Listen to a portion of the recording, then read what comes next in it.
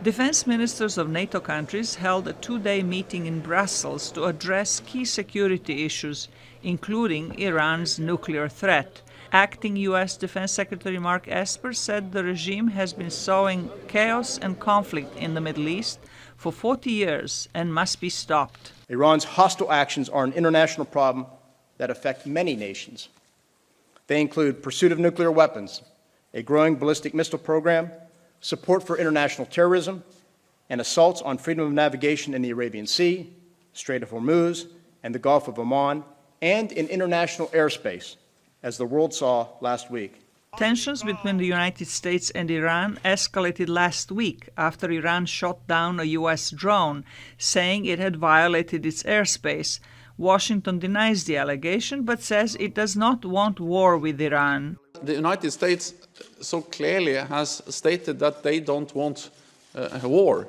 They actually said very clearly that they're ready to talk with Iran without preconditions.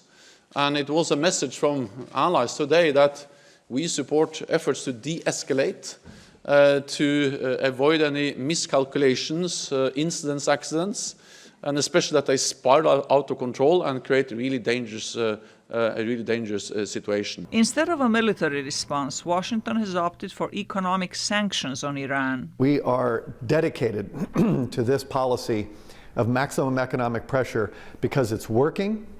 It is denying the regime historic levels of revenue. Their proxies around the region are hurting financially. Iranian leaders have lashed angrily at the sanctions that have crippled their economy and are calling them an act of war. They are using their economic power, imposing sanctions as a kind of weapons.